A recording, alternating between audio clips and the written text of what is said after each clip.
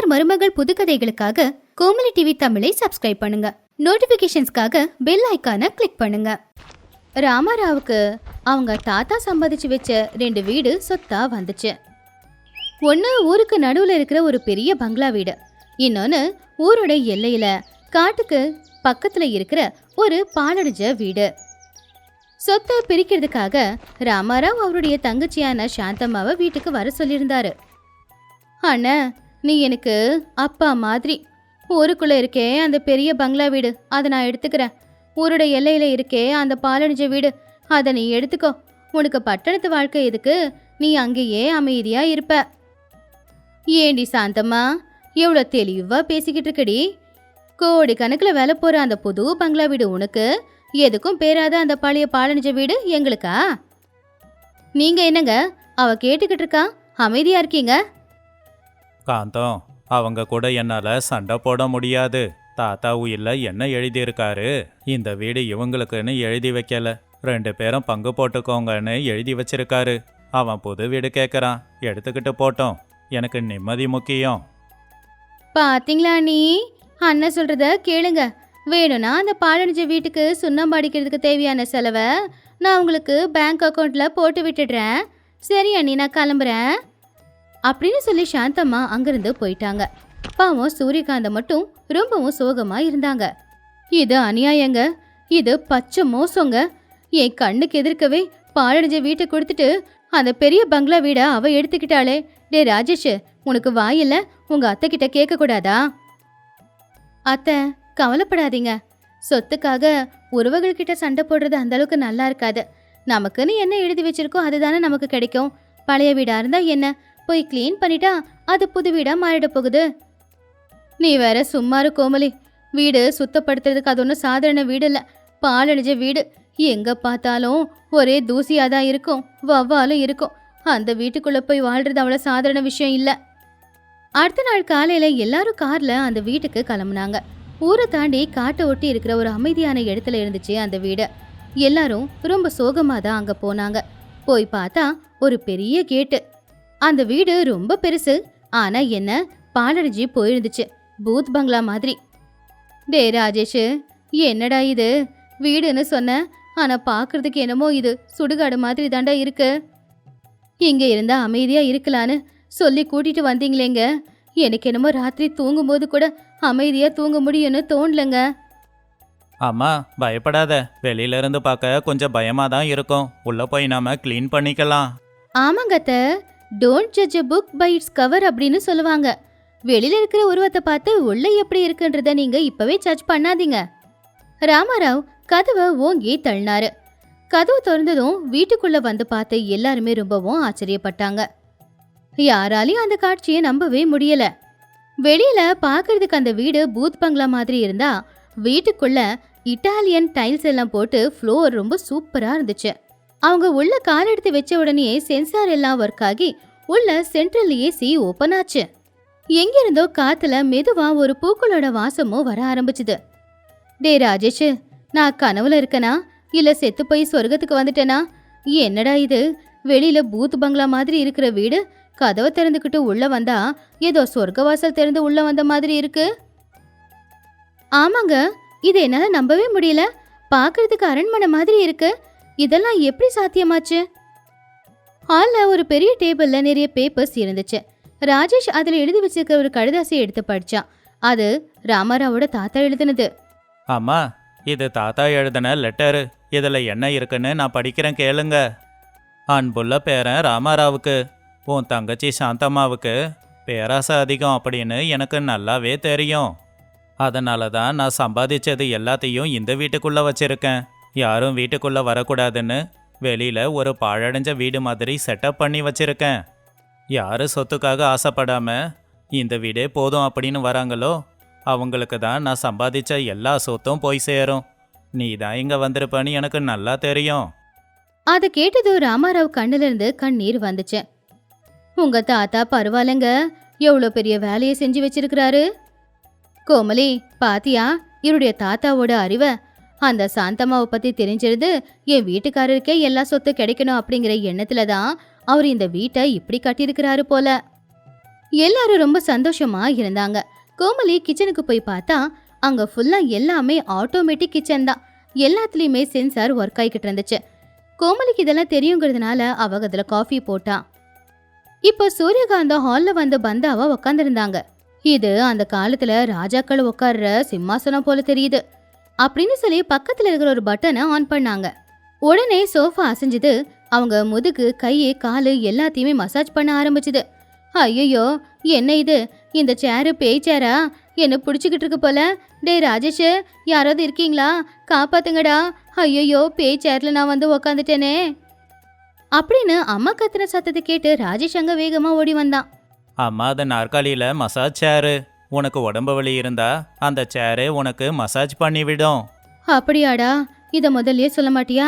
சரி, மறுபடியும் அந்த பட்டனை அழுத்துறா. எனக்கு இடுப்பெல்லாம் பயங்கரமா வலிக்குது. கொஞ்சம் நல்லா பிடிச்சி விட சொல்லு இந்த சேரு கிட்ட.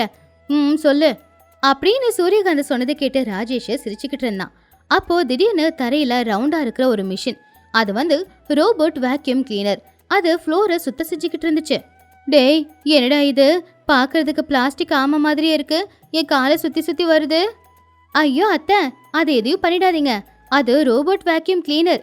நாம வீட்டை பெருக்கி தொடப்போம் இல்லையா, அந்த வேலையை அதுவே செஞ்சிடும். இது என்ன அதிசயம்? வீட்டை பெருக்க கூட ஆளுங்க இல்லையா? அதையும் மிஷின் தான் செய்யணுமா? என்னமோ இந்த வீடு நல்லா தான் இருக்கு, ஆனா அடிக்கடி எனக்கு கொஞ்சம் சின்ன ஹார்ட் அட்டாக் வருது. இங்க எல்லா வேலையும் தானா தான் நடக்குதுல்ல. இப்படி ஒரு வாரமும் போச்சு. சாந்தம்மாவுக்கு ராமராவ் குடும்பம் அந்த பாழடைஞ்ச வீட்டுல இருக்கிற விஷயம் தெரிஞ்சது. உடனே அவ கார் எடுத்துக்கிட்டு வேக வேகமா அண்ணனோட வீட்டுக்கு வந்தா. பாழடைஞ்ச அந்த வீட்டை பார்த்து அவ மனசுக்குள்ளேயே சிரிச்சா. பாவம், எங்க அண்ணனுக்கு என்ன கெட்ட நேரமோ என்னவோ, சிட்டில இருக்கிற வீட்டை எனக்கு கொடுத்துட்டாரு. இந்த பாழடைஞ்ச வீட்டுல அவர் இருக்கிறாரு. அண்ணா அண்ணா அப்படின்னு கூப்பிட்டுக்கிட்டு கேட்டு திறந்து வீட்டுக்கு வந்தவ காலிங் பெல்ல அடிச்சா. கோமலி கதவை திறந்து, அட வாங்கம்மா, வாங்க வாங்க. அந்த வீட்டுக்குள்ள அவ காலடி எடுத்து வச்சாலோ இல்லையோ அவளுக்கு மயக்கமே வந்துருச்சு. மேல பார்த்தா சென்ட்ரல் ஏசி, வீட்டுல பார்த்தா ரோபோட் கிளீனிங் மிஷின், எங்க பார்த்தாலும் பளபளன்னு இருக்கிற இட்டாலியன் ஃப்ளோர் டைல்ஸ். அவளுக்கு இதெல்லாம் கனவா இல்ல உண்மைதானா அப்படின்னு சந்தேகமே வந்துருச்சு. அடடே, வா சாந்தம்மா, வா வா. புது வீடெல்லாம் எப்படி இருக்கு? அங்க கொசுக்கடியெல்லாம் இருக்கா? அண்ணே, என்ன இது? இந்த பாழடைஞ்ச வீடு உள்ள எப்படி இப்படி மாறிச்சு? இந்த ஃபர்னிச்சரு, சென்ட்ரல் ஏசி எல்லாம் ஆச்சரியமா இருக்கே. அது வேற எதுவும் இல்லை சாந்தம்மா, உன் குணத்தை பத்தி உங்க தாத்தாவுக்கு ஏற்கனவே நல்லா தெரியும் போல. அதனால உனக்கு பாடம் கத்து கொடுக்கறதுக்காக தான் இந்த வீட்டை வெளியில இப்படி கட்டினாரா. அவரு சம்பாதிச்ச மொத்த சொத்தும் இந்த வீட்டுக்குள்ளதான் இருக்கான். அது எல்லாம் என் புருஷனுக்கு தான் போய் சேரணுமா. சாந்தம்மாவுக்கு ஒரு நொடி இதையுமே நின்று போச்சு. சொத்து எல்லாத்தையும் அவளே எடுத்துக்கிட்டா அப்படிங்கிற சந்தோஷத்துல மிதந்துக்கிட்டு இருந்தவளுக்கு இது ஒரு ஷாக் தானே. அண்ணன், இது அநியாயம். தாத்தா என்னை ஏமாத்திட்டாரு. இந்த வீடு எனக்கு வேணும். அந்த புது பங்களாவை நீங்க எடுத்துக்கோங்க. அது முடியாதுங்கம்மா. அன்னைக்கு சொத்து பிரிக்கும் போது இந்த பாழடைஞ்ச வீடு எனக்கு வேண்டாம், எனக்கு புது பங்களா தான் வேணும்னு நீங்க கையெழுத்து போட்டீங்க. அதனால இப்ப சட்டப்படியே இந்த வீடு உங்களுக்கு சொந்தமாகாது. நீங்க வாய் மூடிக்கிட்டு தான் போகணும். கேட்டிய சாந்தம்மா, என் மருமக சொன்னத? அவ சொல்றதுதான் உண்மை. உன் பேரச குணத்தை பத்தி தெரிஞ்சுதான் உங்க தாத்தா இப்படி பண்ணிருக்காரு. இப்ப இந்த வீடு என் புருஷன் பேர்ல இருக்கு. உனக்கு இதுல எந்த பங்கும் இல்ல. இனிமே பங்கு கேட்டு நீ வரவும் கூடாது.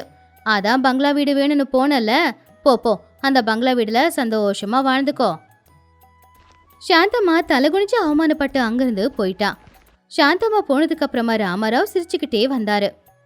என்ன காந்தம், அன்னைக்கு இந்த வீட்டை பார்த்து பேய் வீடுன்னு சொன்ன, இன்னைக்கு என்னமோ பேலஸ்ன்னு சொல்றியே.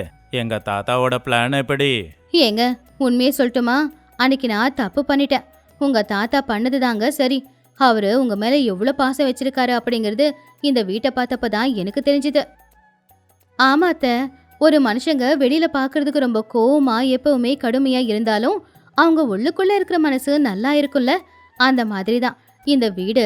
வெளியில பார்க்க கரடு முரடா இருந்தாலும் உள்ளுக்குள்ள மட்டும் அரண்மனை மாதிரி இருக்கு. கோமலி சொன்னது கேட்டு சூரியகாந்தத்தோட கண்ணுல கண்ணீர் வந்துச்சு. கோமலி அவங்க பாசமா போய் கட்டிப்பிடிச்சாங்க. ஆக மொத்தம் நீ என்ன பத்தி தான் சொல்றேன்னு எனக்கு தெரியுது. சரி, நல்லபடியா சொல்லிருக்கல. அதனால இன்னைக்கு உனக்கு சமையல் செய்ய வேண்டிய வேலை இல்ல.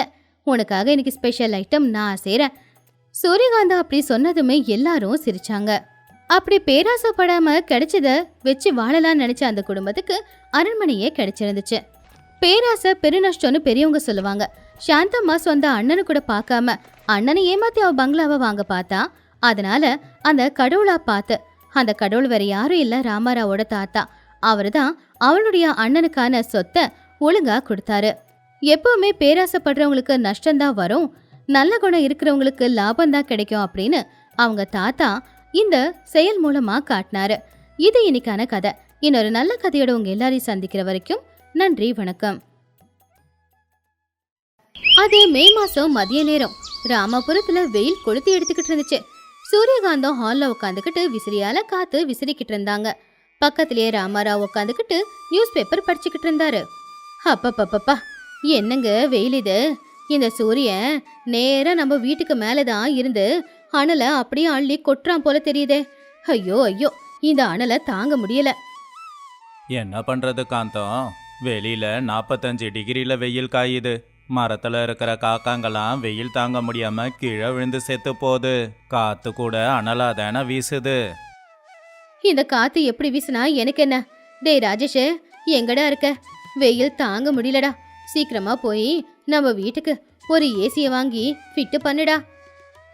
ராஜேஷ் வேர்வைய தொடச்சுக்கிட்டு அங்க வந்தான். அவன் பின்னாடியே கோமலியும் வந்தா. அம்மா, ஏசி வாங்கணும்னா ஒரு 40,000 ரூபாய் தேவைப்படும். அது மட்டும் இல்லாம மாசம் ஆனா 5,000 ரூபாய் கரண்ட் பில் கட்டணும். நீ கட்டுவியா?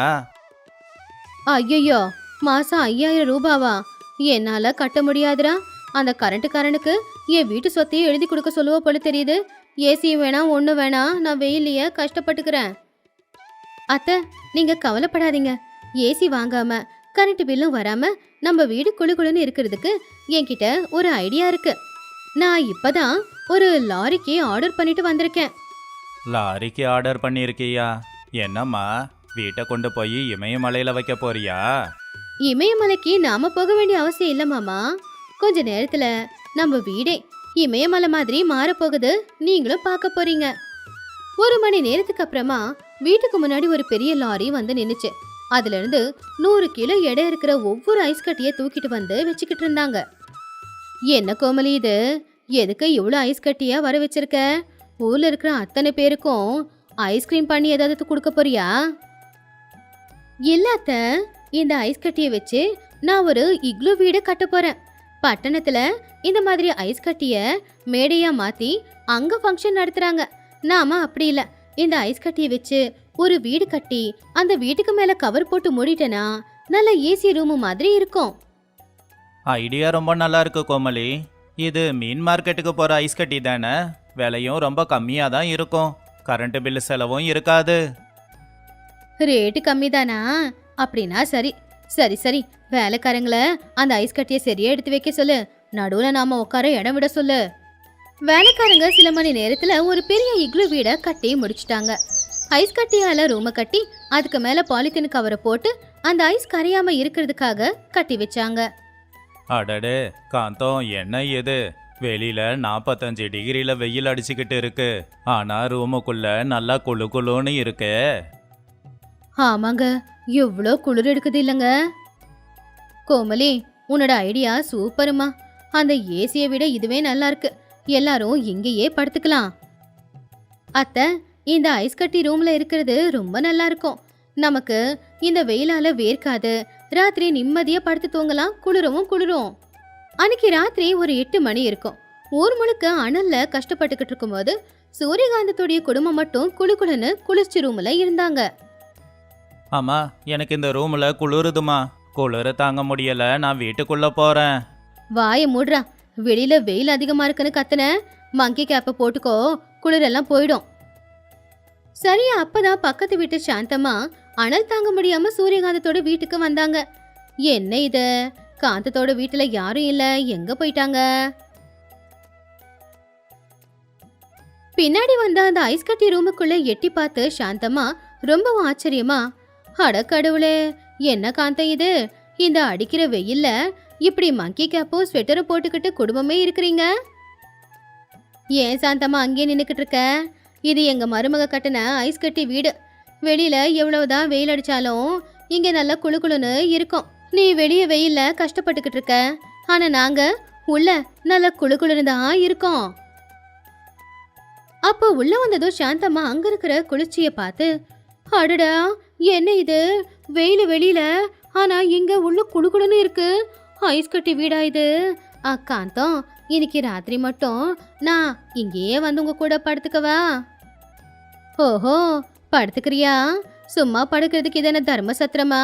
என் மருமகளோட அறிவும் என் பணத்தையும் செலவு பண்ணி கட்டின ரெசார்ட் இது. இங்க படுக்கணும்னா ஒரு நாள் ராத்திரிக்கு நீ 100 ரூபாய் கொடுக்கணும். 100 ரூபாவா? இது அநியாய காந்தம். பக்கத்து வீட்டுக்காரி தானே, நீ ஃப்ரீயா விடக்கூடாதா? 100 ரூபாய் கொடுத்தா கட்டில படுக்கலாம், 50 ரூபா கொடுத்தா தரையில படுத்துக்கலாம். பணமே இல்லைன்னா வெளியில மாட்டு கொட்டகை இருக்கு, வேணும்னா அங்க போய் படுத்துக்கோ. சாந்தம்மா வேற வழி இல்லாம 100 ரூபாய் கொடுத்து அந்த ஐஸ் கட்டி வீட்டுல ஒரு நாள் படுத்து தூங்குனாங்க. அடுத்த நாள் காலையில சாந்தம்மா மூலமா அந்த ஐஸ் கட்டி வீட்டை பத்தி ஊர்ல இருக்கிற அத்தனை பேருக்கும் தெரிஞ்சு போச்சு. வெளியில வெயிலையும் அனலையும் தாங்க முடியாத ஊஜனங்க சூரியகாந்தத்துடைய ஐஸ் வீட்டுக்கிட்ட வந்தாங்க. சூரியகாந்தம்மா, எங்க வீட்டில் இருக்கிற சின்ன பசங்க அனல் தாங்க முடியாம கஷ்டப்படுறாங்க. கொஞ்ச நேரம் உங்க வீட்டில் தங்க இடம் கொடுங்கம்மா. அட அதுல என்ன இருக்கு, வாங்க வாங்க. பெரியவங்களுக்கு 1 மணி நேரத்துக்கு 50 ரூபாய், சின்ன பசங்களுக்கு 20 ரூபாய் தான். இதுவே குடும்பமா வரீங்கன்னா ஒரு பேக்கேஜ் இருக்கு, அந்த பேக்கேஜுக்கு வெறும் 200 ரூபாய் மட்டும்தான். என்ன அத்தை இது, ஊஜனங்க கஷ்டத்துல இருக்கும்போது நீங்க என்னமோ வியாபாரம் பண்ணிக்கிட்டு இருக்கீங்க? வாய மூடு. நம்ம என்ன ஐஸ் கட்டிய ஓசிலியா வாங்கணும்? பணம் கொடுத்து தானே வாங்கணும். அந்த பணம் மறுபடியும் நமக்கு வர வேணாமா? நீ போய் நல்ல லெமன் ஜூஸ், ஆரஞ்சு ஜூஸ் போட்டு வை, ஜூஸுக்கு 70 ரூபான்னு வித்துரு. ஊஜனங்க எல்லாரும் பணம் கொடுத்து அந்த ஐஸ் வீட்ல வந்து தங்கிக்கிட்டு இருந்தாங்க. பாத்தியா காந்தம், என்னால உனக்கு வியாபாரம் எவ்வளவு நல்லபடியா நடக்குதுன்னு. இதுல எனக்கு பங்கு வேணும். எது பங்கு வேணுமா? இன்னொரு தடவை பங்கு கேட்டு என் வீட்டுக்கிட்ட வந்த ஒரு ஐஸ் கட்டியை தூக்கி அதுக்குள்ளார உன்னை போட்டு ஐஸ் கட்டியை மேல போட்டு உன்னை புதைச்சிடுவேன். இப்படியே 3 நாள் போச்சு. ஆனா 4வது நாள் காலையில வெளிய வெயில 48 டிகிரிக்கு போனதுனால அனல் ரொம்ப அதிகமாவே இருந்துச்சு. காந்தம், வெளியில வெயில் ரொம்ப அதிகமா இருக்கு. ஐஸ் கட்டி எல்லாம் உருகி தண்ணியாகுது. தரையெல்லாம் தண்ணியா இருக்கு பாரு. தண்ணி எல்லாம் ஒன்றும் ஆகாதுங்க. தண்ணி எல்லாம் கீழே காவாவுக்கு போயிட்டு விடுங்க. அன்னைக்கு மதியம் 12 மணி ஐஸ் கட்டி கரைஞ்ச தண்ணி எல்லாம் வெளியில போக முடியாம வெளியில ஒரு சின்ன குட்டையா மாறுச்சு. அத்தை, ஐஸ் கட்டி வேகமா கரைஞ்சிக்கிட்டே இருக்கு. வீட்டுல இருக்கிற பொருள் எல்லாம் தண்ணியில மிதக்குது. நாம வெளியில போறது ரொம்ப நல்லதுன்னு நினைக்கிறேன். என்ன இது வீணா போன ஐஸ் இப்படி கரைஞ்சு போய்கிட்டு இருக்கு. 200 ரூபாய் கொடுத்து இன்னைக்கு நாள் தங்குறேன்னு கஸ்டமர் வேற வந்தாங்க. வீணா போன ஐஸ் இப்பதான் உருகணுமா? சரியா அப்பதான் உள்ள இருக்கிற ஒரு ஐஸ் கட்டி கீழே விழுந்து டமால்னு வெடிச்சு போச்சு. அதை பார்த்து எல்லாருமே பயந்து போயிட்டாங்க. ஐயோ, ஐஸ் கட்டி கீழே விழுது, ஓடுமா? எல்லாரும் உசுர காப்பாத்திக்கிட்டு வெளியில ஓடினாங்க. அந்த ஐஸ் வீடு மொத்தமா கரைஞ்சி ஒரு குட்டையா மாறுச்சு. என்ன காந்தம் இது, 100 ரூபாய் வாங்கினியே இன்னைக்கு நாள் பூரா நான் உள்ள தங்குறதுக்கு.